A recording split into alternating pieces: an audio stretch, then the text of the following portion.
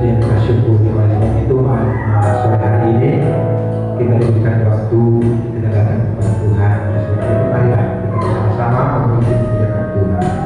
Sebelum kita memasuki pelayanan kita, penyembahan kita pertama sekali kita berdoa kepada Tuhan. Segala puji dan syukur kita berikan kepada Tuhan pada saat sore hari ini, Bapak. Kami dapat bersyukur kepada Bapak karena Engkau telah memberikan kepada kami kesempatan untuk datang kepadamu dari dalam kesempatan ini. Oleh sebab itu Tuhan, berkati kami Bapak. Inilah kami jiwa-jiwa kami Tuhan yang haus untuk datang kepada Tuhan mencari wajah Bapak. Terima kasih Tuhan. Semua kami umat-Mu yang hadir pada malam hari ini dan yang belum hadir, biar kiranya bersama-sama kami dapat mengingat dengan sukacita. Terima kasih Tuhan, berkati kami Tuhan setiap umat-Mu yang mengambil bagian pelayanan baik benefit pujian, berkati Tuhan kuasa yang ada-Mu, biar seperti Tuhan Engkau mendapat kemuliaan kepada Tuhan. Dan benefit musik kiranya Tuhan yang berkati, benefit membawa Tuhan kami bersama-sama Tuhan menikmatinya. Terima kasih Tuhan di dalam Tuhan Yesus Kristus Tuhan. Haleluya. Haleluya. Pujian kita kepada Tuhan Yesus. Haleluya. Saya berdoa semua bangkit dengan Tuhan, bangkit berdiri. Kita kembali dari Tuhan pada saat sore hari ini. Semua bangkit berdiri.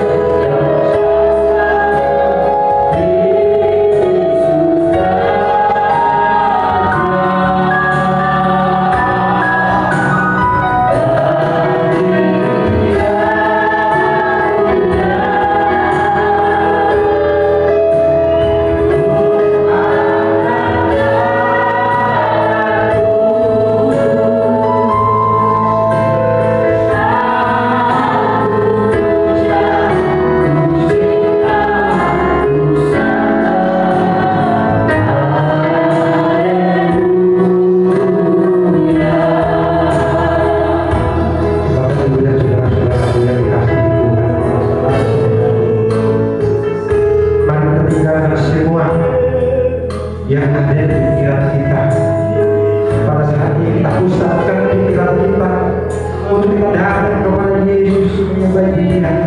Karena itulah satu-satunya harapan kita. Karena Dia harapan kita.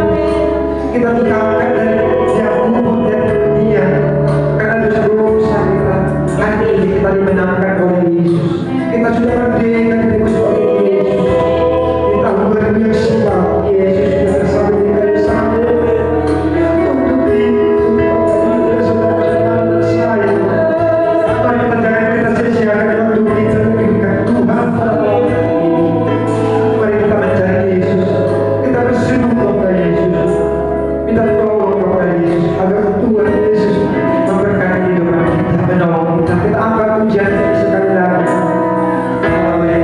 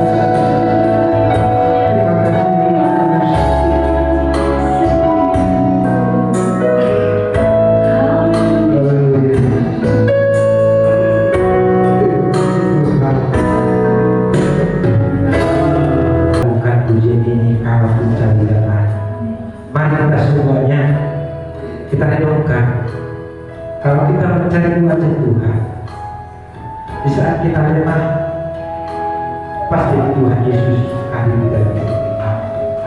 Kita panggil Dia, Tuhan tolong kami. Sementara musik yang menyanyikan lagu ini, kita renungkan sebentar. Yesus,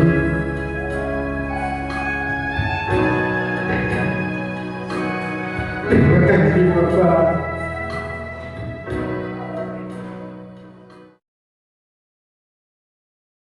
Seperti apa kepada pacar kita?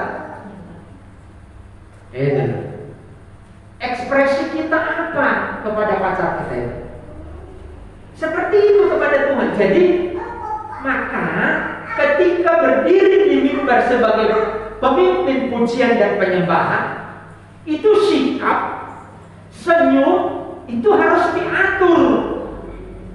Persoalan yang kita hadapi, kan tadi itu Tuhan ambil bagian dalam program kita, dan kita percaya itu sudah diambil oleh Tuhan. Maka ekspresi kita harus sampaikan ekspresi yang sudah menyatakan kuasa Tuhan kita alami. Di rumah mungkin banyak persoalan kita, tapi jangan ekspresikan di gereja saat memimpin pujian. Yakinlah kuasa Tuhan menolong kita saat melayani, maka itu yang kita ekspresikan saat kita memuji Tuhan. Haleluya. Jadi saya mau katakan begini, pemimpin pujian itu sebenarnya tidak mudah. Kalau cuma nyanyi-nyanyi itu pegang mic lalu la gampang. Tapi ungkapan rohnya kepada Tuhan itu yang menjadi persoalannya. Ingat baik-baik Bapak Ibu, ketika kita melayani, memimpin pujian, salah satunya kita sedang mengalirkan air. Bapak Ibu pernah lihat saluran air? Kalau air yang kita alirkan dari atas kotor, itu mengotori semua. Tapi kalau dari atas kita aliri dengan air jernih, maka semua akan jernih. Haleluya. Jadi ini saya sudah sampaikan, ke depan Bapak Ibu lebih menata diri, roh, dan teknikalnya nanti dalam memuji Tuhan. Sebab saya tidak menjadi hakim bagi Bapak Ibu di saat memuji Tuhan. Saya mau menikmati hadirat Tuhan. Sekali saya sampaikan seperti ini, mungkin besok-besok saya hanya mengingatkan. Tangkap ini dengan benar-benar supaya menjadi pelayan-pelayan yang memuji Tuhan sebagai pemimpin pujian, betul-betul sesuai dengan yang Tuhan maksudkan. Begitu. Amin. Iya. Kemudian saudaraku yang dikasih oleh Tuhan, pujian melibatkan pikiran yang tertuju kepada Allah, kemudian diwujudkan dalam tindakan yang merupakan perbuatan yang memuji Allah. Jadi pujian itu melibatkan pikiran. Seperti yang saya katakan tadi, persoalan di rumah itu kan pikirannya itu jangan dibawa di dalam melayani, memuji Tuhan. Maksud saya pikiran persoalan di rumah. Saya sangat hargai sekali jemaat datang ke gereja. Kenapa? Karena datang ke gereja itu adalah perjuangan. Ya, contoh nih, suami istri mau ke gereja, kita tak usah duduk ya. Kadang kita gara-gara gayung aja, gayung, tahu gayung ciduk, itu bisa gelut dulu di rumah sebelum ke gereja. Hati ini kadang dongkol, jangan. Haleluya. Handuk aja misalkan, si istri harusnya handuk di satu tempat atau di tempat rak handuk. Tapi si suami teledor, dia lempar aja ke atas tempat tidur. Ini bisa jadi mempengaruhi pikiran kita beribadah. Maka ketika datang beribadah, saudara-saudara dalam keadaan sehat dan sukacita memuji Tuhan, itu satu hal yang luar biasa. Maka sebagai pemuji Tuhan, pemimpin pujian ini harus sadar, jemaat jangan diberkati, jemaat jangan ayo, nanti dikutuk oleh Tuhan. Jangan. Kita adalah wakil Tuhan, membawa jemaat ke hadirat Tuhan. Gitu saudara. Ya, kita sedang didaulat Tuhan. Nah, maka kita hubungan dulu dengan Tuhan. Nanti kita lihat di dalam teknikalnya itu apa yang dilakukan sebelum memuji Tuhan. Ada nanti berdoa, berhubungan dengan Tuhan. Haleluya. Jadi saudara yang dikasih oleh Tuhan melibatkan pikiran. Ya, jadi pikiran kita di gereja harus kita libatkan. Pikiran yang apa? Pikiran yang jernih. Jangan pikiran yang ruwet di bawah. Sebab jemaat yang datang itu juga udah ruwet. Iya. Betul nggak? Ruwet. Ada yang mau bayar kuliah anaknya, ruwet. Ada yang kontrakannya habis, ruwet. Ada yang mau beli rumah nggak jadi-jadi, ruwet. Iya, ruwet. Nah, maka jangan ditambah lagi. Kita yang sebagai pemimpin pujian melibatkan pikiran kita. Ketika minggu tersedia biaya untuk ke gereja dan kolektor. Seninnya dia berpikir habis ke gereja ini saya sudah habis uang. Ini kan ruwet ini. Besok mau makan apa? Anak sekolah. Ongkos pakai apa? Beli data apa? Ini ruwet. Jadi jangan ditambah lagi keruwetan oleh pemimpin pujian. Haleluya. Harus bisa pemimpin pujian itu dia datang ke hadirat Tuhan dulu. Itu pertama. Jadi jangan ngajak orang menyembah, dia sendiri tidak menyembah. Itu namanya calo. Ya, ya. Haleluya. Baik, terus selanjutnya bagian B tadi definisi. Bagian B, istilah pujian dalam Alkitab Perjanjian Lama. Yang pertama, halal. Halal memiliki arti membanggakan, merayakan. Jadi halal itu membanggakan, merayakan, menghargai. Kata halal berasal dari kata halal. Halal yang berarti pemancaran benda-benda surgawi. Perhatikan. Jadi pujian dalam perjanjian lama itu disebutkan adalah pemancaran benda-benda surgawi. Jadi ketika kita menjadi pemimpin pujian, orang yang memuji Tuhan dipercaya menjadi pemimpin pujian penyembahan, kita sedang membawa cahaya benda-benda memancarkan benda-benda surgawi. Luar biasa. Jadi jangan bikin pemimpin pujian penyembahan, jangan bikin jemaat itu redup dia pulang.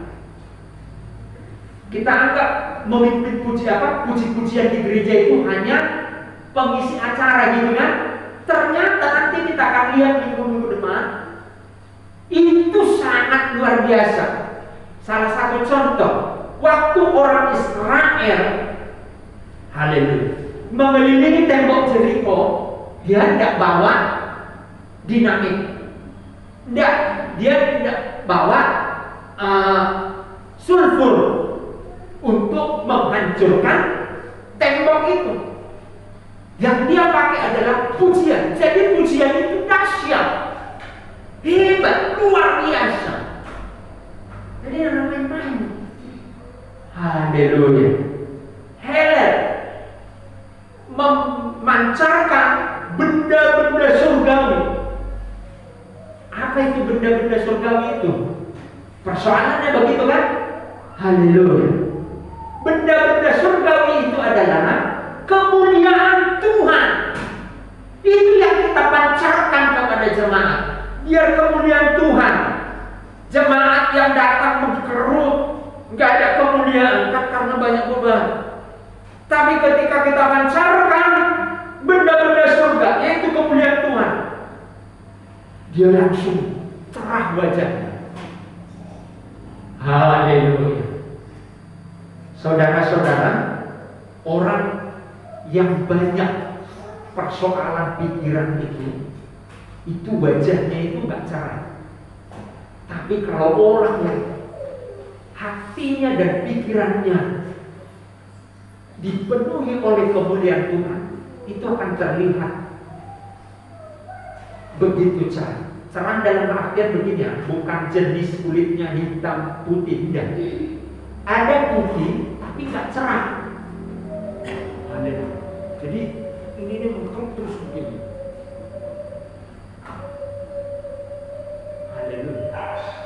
Nggak cerah nih. Benda-benda memancarkan benda-benda surgawi itu Helen. Jadi pujian itu Helen. Dari kata Helen ini haleluya. Haleluya. Puji Tuhan. Mazmur 44 ayat 9 berkata begini. Karena Allah kami menyanyikan puji-pujian. Mazmur 44 ayat 9. Coba tolong dibaca satu orang.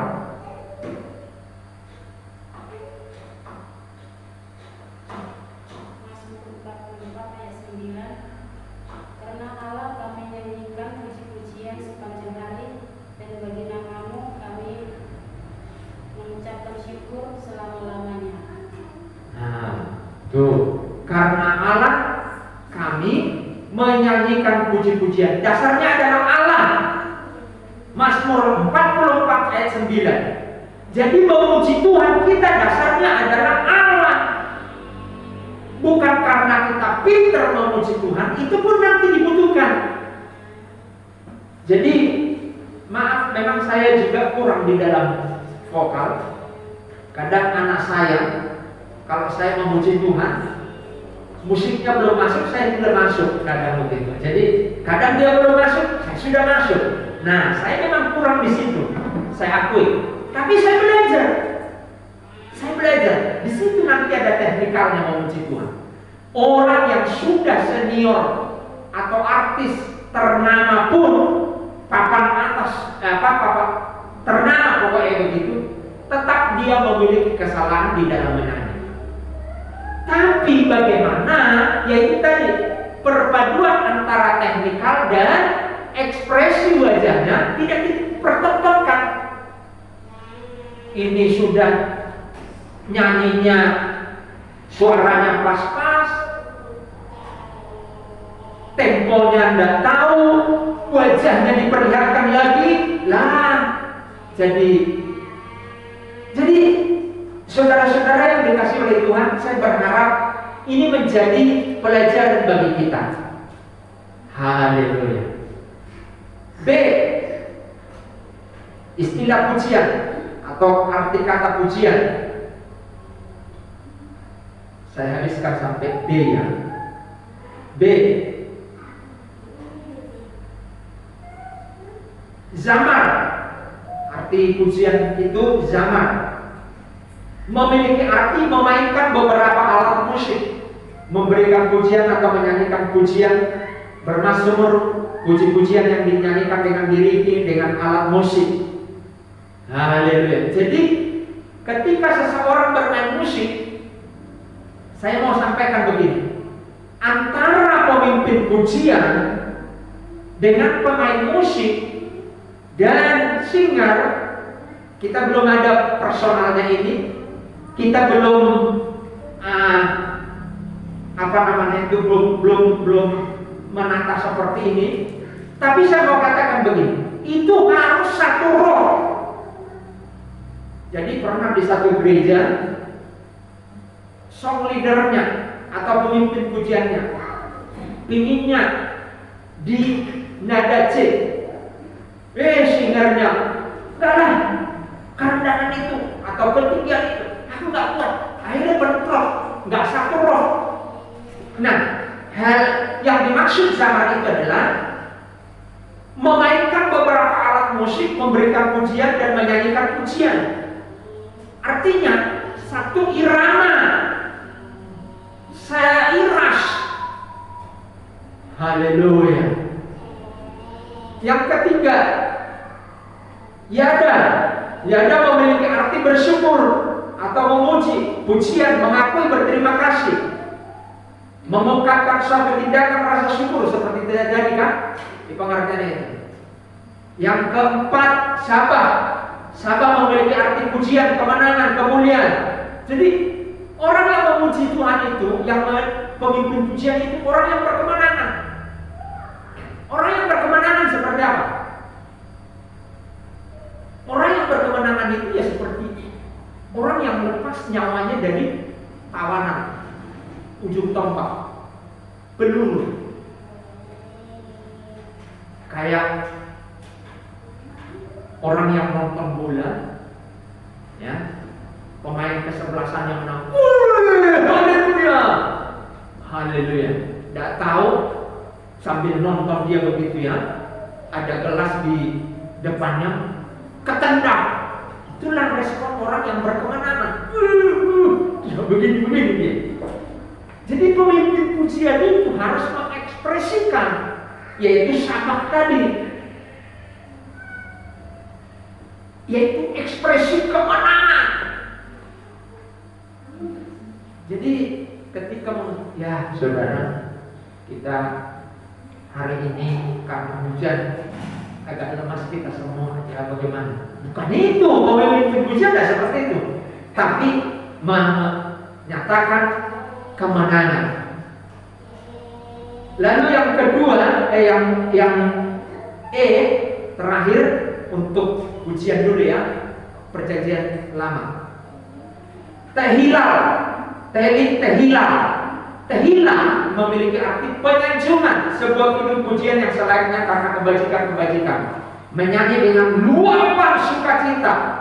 Cara ini dipakai dalam konteks sukacita yang meluap-luap. Kata ini dipakai dalam perjanjian lama, ya. Jadi, meluap gitu. Saudara pernah dapat mungkin bonus yang kita tidak duga-duga, entah itu bonus gaji, entah itu bonus senang kamu. Seperti itu orang memimpin puji, yaitu tadi tehilal. Itu dari bahasa Ibrani-nya diambil. Pujian itu tehilal. Haleluya. Puji Tuhan. Jadi saya berharap nanti mengapa saya isi pengertian-pengertiannya dulu supaya kita tahu arti memuji Tuhan. Haleluya. Di rumah pun kita memuji Tuhan, jadi kita mengerti. Puji Tuhan. Kita sambung minggu depan. Haleluya.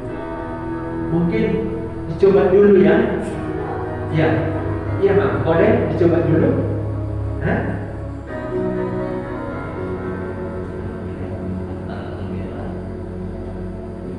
Oke, depan. Ya.